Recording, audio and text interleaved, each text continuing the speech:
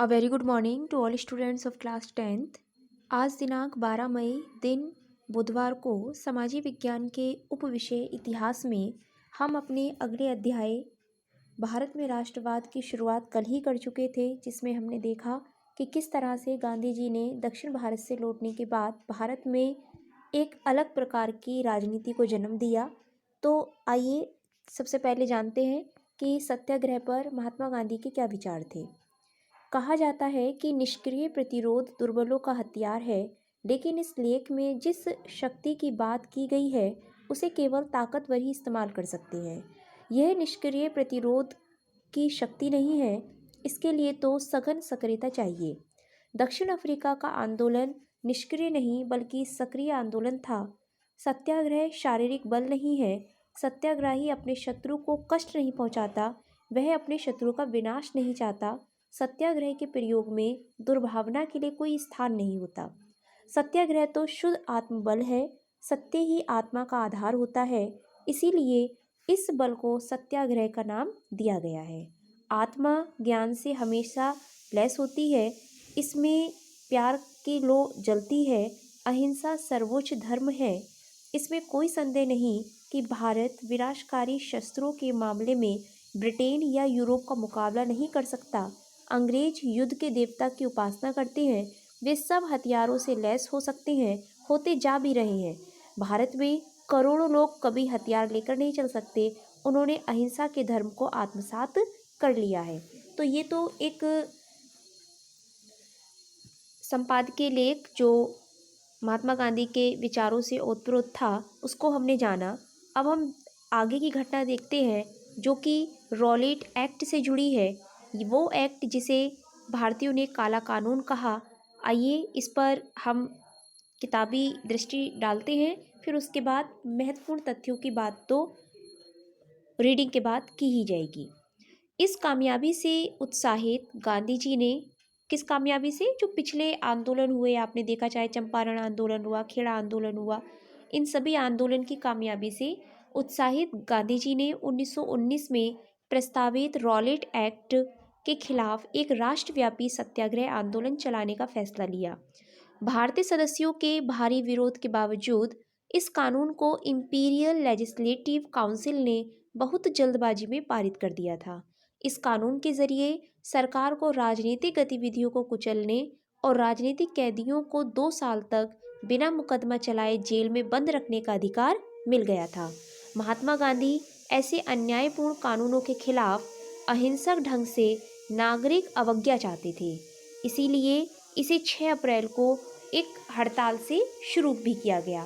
विभिन्न शहरों में रैली जुलूसों का आयोजन किया गया। रेलवे वर्कशॉप्स में कामगार हड़ताल पर चले गए, दुकानें बंद हो गईं। इस व्यापक जन उभार से चिंतित तथा रेलवे व टेलीग्राफ जैसी संचार सुविधाओं के भंग हो जाने की आशंका से भयभीत अंग्रेजों ने राष्ट्रवादियों पर दमन शुरू कर दिया। अमृतसर में बहुत सारे स्थानीय नेताओं को हिरासत में ले लिया गया। गांधी जी के दिल्ली में प्रवेश करने पर पाबंदी लगा दी गई। 10 अप्रैल को पुलिस ने अमृतसर में एक शांतिपूर्ण जुलूस पर गोली चला दी। इसके बाद लोग बैंकों, डाकखानों, रेलवे स्टेशनों पर भी हमला करने लगे। मार्शल लॉ लागू कर दिया गया। मार्शल लॉ मतलब जिसमें सारी शक्तियां पुलिस के हाथ में आ जाती हैं, और जनरल डायर ने इसकी कमान संभाली। आगे चलकर 13 अप्रैल को जलियांवाला बाग हत्याकांड हुआ। उस दिन अमृतसर में बहुत सारे गांव वाले सालाना बैसाखी मेले में शिरकत करने के लिए जलियांवाला बाग मैदान में जमा हुए थे। काफ़ी लोग तो सरकार द्वारा लागू किए गए दमनकारी कानून का विरोध प्रकट करने के लिए एकत्रित हुए थे। यह मैदान चारों तरफ से बंद था।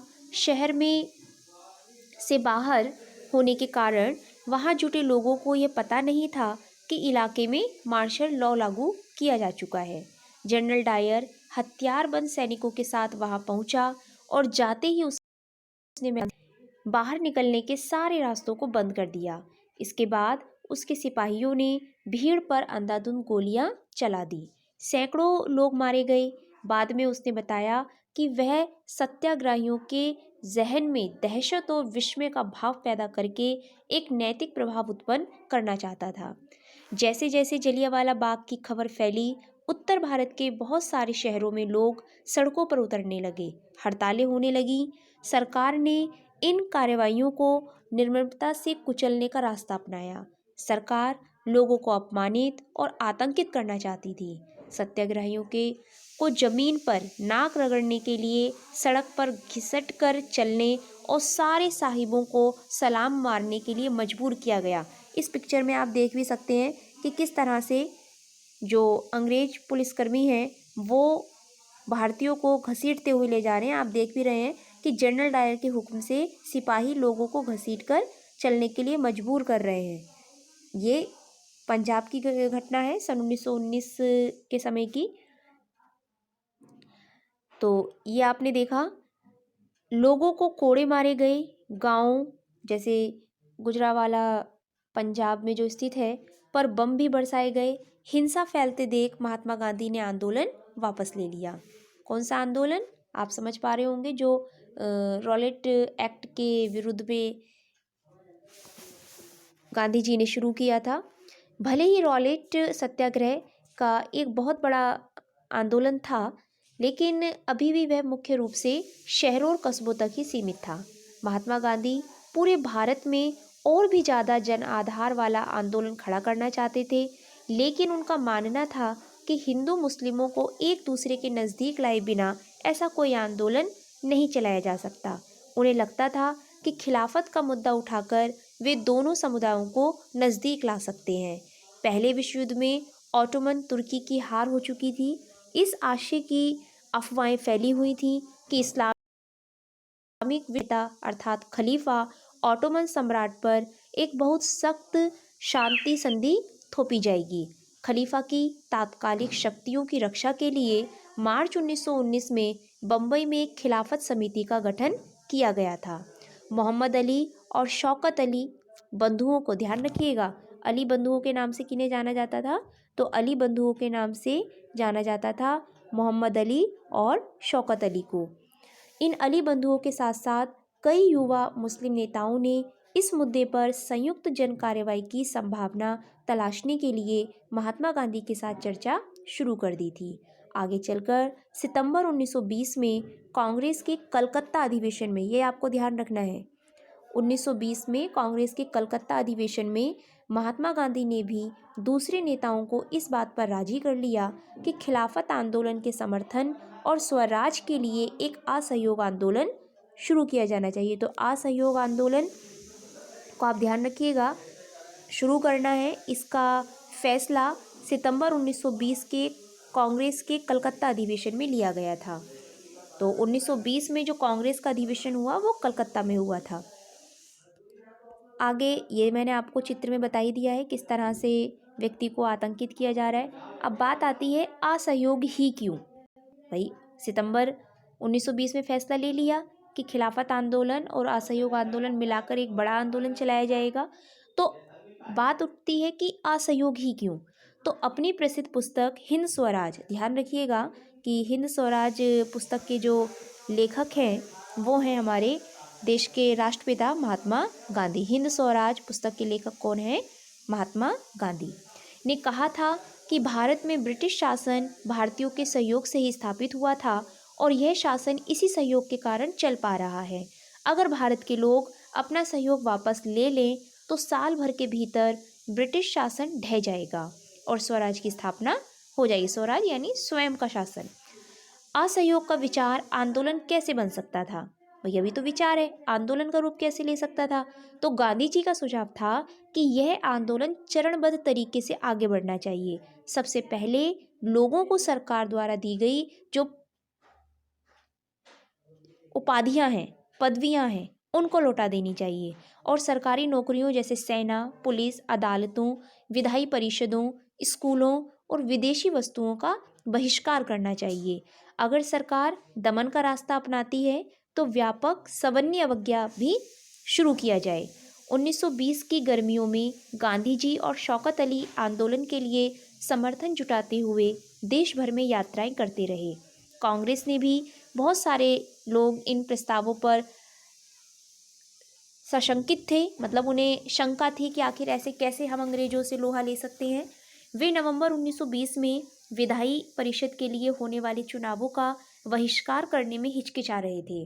उन्हें भय था कि इस आंदोलन में लोग हिंसा कर सकते हैं। सितंबर से दिसंबर तक कांग्रेस में भारी खींचतान चलती रही। कुछ समय के लिए ऐसा लगा कि आंदोलन के समर्थकों और विरोधियों के बीच सहमति नहीं बन पाएगी। आखिरकार दिसंबर 1920 में कांग्रेस के नागपुर अधिवेशन में, ये आपको ध्यान रखना है, 1 सितंबर 1920 में जब अधिवेशन हुआ तो वो कलकत्ता में हुआ है। ध्यान रखेंगे आप कि 1920 में 2 अधिवेशन हुए।